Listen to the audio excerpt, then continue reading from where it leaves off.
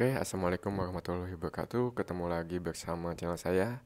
Oke, pada pertemuan kali ini saya akan membahas tentang panduan dasar untuk pemula mengenai HTML. Jadi kita akan berkenalan lebih jauh lagi tentang HTML. Apa sih itu HTML? Bagaimana cara membuatnya? Ada apa saja di dalam HTML? Oke. Setelah video ini, mari kita mulai.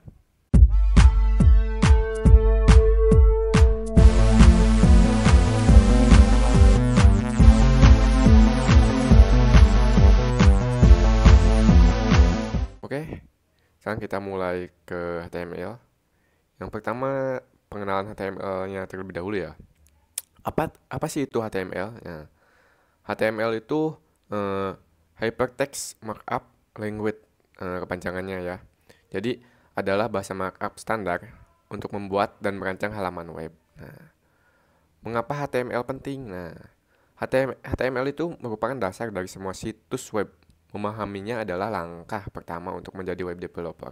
Jadi untuk kalian-kalian yang baru saja terjun dan ingin berkarir atau ingin menjadi web developer, full stack engineer atau full stack web ya. Nah, kalian yang paling dasar, yang paling utama, kalian harus belajar dulu HTML dari dasar. Oke. Oke, kita lanjut. Untuk yang pertama, bagaimana sih cara membuat file HTML? Nah, kita langsung praktekkan saja terlebih dahulu. Sebelumnya saya membuat file baru dulu ya di sini, file folder baru. Oke, belajar HTML. Oke. Nah, untuk membuat file HTML-nya cukup mudah. Jadi kalian tinggal buat file aja. Nanti di belakangnya, di belakang titik titik HTML. Jadi misal index.html. Nah, seperti ini. Kita contohkan ya. Kita membuatnya saja di Visual Studio Code. Oke, di sini akan mempraktekkan langsung menggunakan text editor yaitu Visual Studio Code. Nah, pertama kita tinggal di sini ya, new file, lalu namanya index.html. Nah, seperti itu. Kita telah berhasil membuat file HTML. Cukup mudah bukan? Kita hanya cukup eh, menambahkan titik HTML di belakang namanya, itu maka file tersebut telah menjadi file HTML. Oke.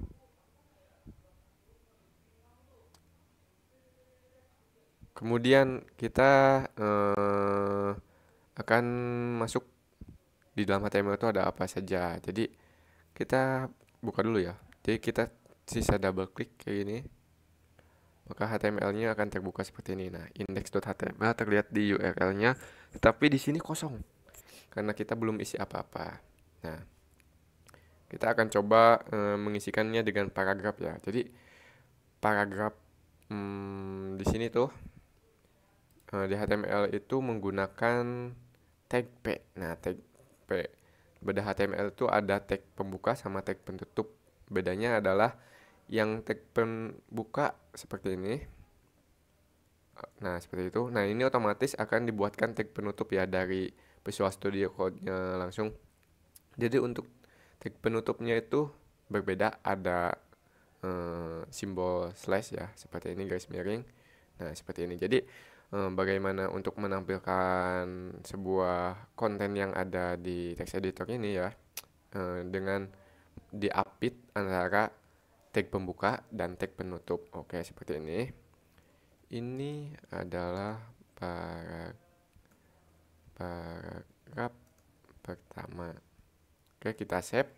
Kemudian kita cek dan refresh di sini. Nah, maka akan muncul ini adalah paragraf pertama. Mohon maaf, typo ya, kita benerin. Ini adalah paragraf pertama. Oke. Nah, seperti ini ya. Nah, udah benar. Jadi sini akan muncul paragraf. Ini adalah paragraf pertama. Bagaimana jika kita ingin membuat paragraf selanjutnya? Maka kita cukup membuat tag paragraf lagi, yaitu dengan tag P. Pertama, eh, tag pembuka dulu ya, lalu otomatis tag penutupnya akan dibuatkan sama VS Code. Karena saya sudah menginstal extension. Kalau kalian belum tahu extensionnya apa, kalian bisa tonton video sebelumnya, oke? Di sini ini adalah paragraf kedua. Nah, oke, seperti ini. Kita lihat di sini refresh. Nah, maka akan ada dua. Di sini ada paragraf pertama dan paragraf kedua. Oke. Seperti itu yang pertama untuk membuat paragraf. Selain paragraf di sini ada heading ya. Heading itu digunakan sebagai judul ya di HTML. Seperti ini.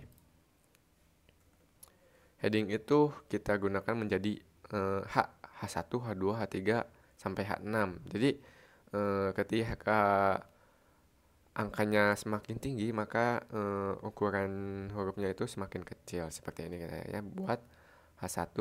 Nah, heading H1 sama ada tag pembuka sama tag penutup. Oke, seperti ini. Ini adalah heading 1. Seperti itu ya. Kita lihat. Nah, jadi untuk heading akan lebih bold ya, untuk tulisannya lebih tebal dan lebih besar juga. Dan heading ini ada beberapa urutan level ya. Ada H2. Ini adalah heading 2. Kemudian ada H3. Ini adalah heading 3. Kemudian ada H4. Ini adalah heading 4. Kemudian ada H5.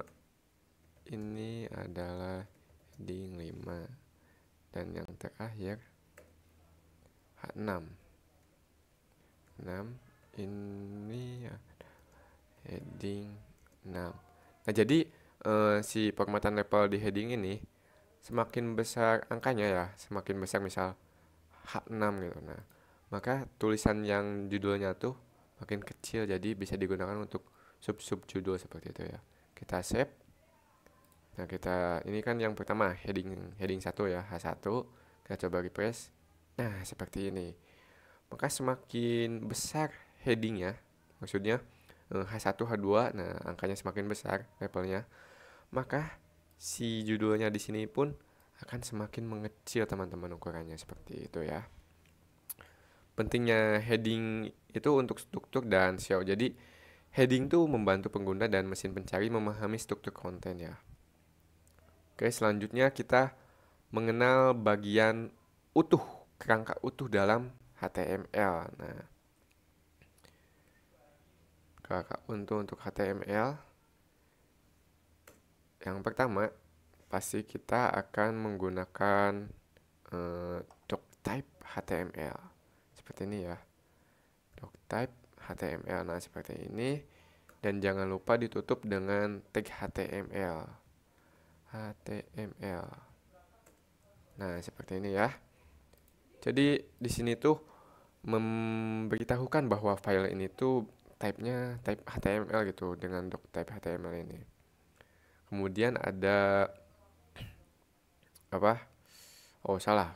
HTML-nya, HTML doctype itu untuk memberitahu ya, benar tadi, memberitahu bahwa file ini adalah file HTML, jenis HTML. Untuk HTML pembuka. Oke. Yang bawah kita hapus saja. Nah, di sini ada tag pembuka sama tag penutup HTML. Di dalamnya maka akan ada head.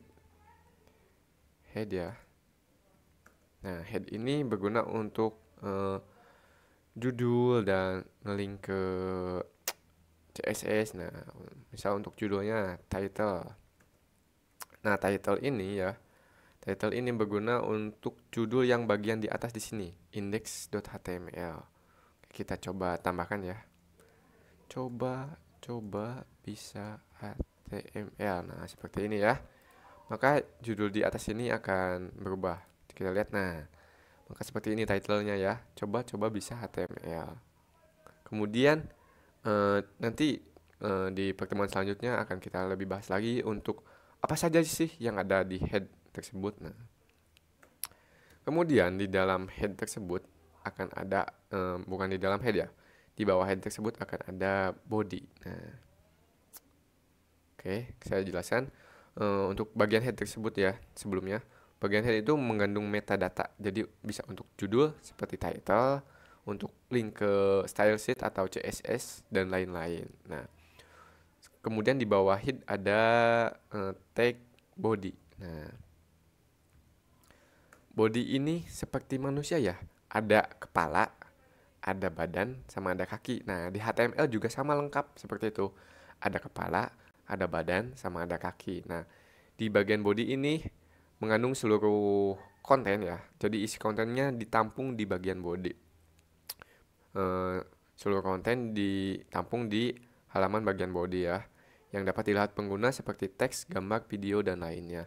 Seperti tag paragraf yang tadi ya, tag P, P. Nah, tag P ini paragraf. Nah, tag paragraf ini disimpannya di dalam body ya, dibungkus dalam body seperti ini. Nah, ini sama saja, jadi lebih teratur gitu. Jadi di dalam body seperti tag paragraf yang tadi juga kita pertama udah heading satu, heading satu. Nah, seperti ini kita refresh. Nah, heading satu seperti itu. Nah, jadi ini adalah contoh eh, struktur struktur HTML kerangka utuh dalam dokumen HTML seperti ini. Yang pertama ada deklarasiin doctype HTML yang berguna memberitahu bahwa file tersebut adalah file tipenya HTML ya. Meskipun sudah dinamanya index.html, nah di sini kita dari versi HTML5 kalau nggak salah menggunakan doctype HTML. Lalu kemudian ada tag pembuka HTML dan tag penutup HTML. Di dalamnya kemudian ada tag head, yang head ini berguna untuk seluruh metadata seperti judul, link ke style sheet atau CSS-nya. Nah, untuk memperbagus style halaman web kita. Kemudian ada bagian body. Nah, di bagian body ini eh, terisi untuk seluruh isi kontennya, apapun kontennya ada di bagian body seperti teks, gambar, video, dan lain-lain. Oke, seperti itu. Mungkin untuk pertemuan kali ini sampai sini saja untuk mengenal HTML part pertama ya. Ini nanti akan ada part-part selanjutnya untuk belajar dasar HTML. Oke. Jangan lupa untuk like, comment, and subscribe. Jika kalian ada yang ingin tanyakan, kalian tinggal komen saja. Oke. Terima kasih. Assalamualaikum warahmatullahi wabarakatuh. Goodbye.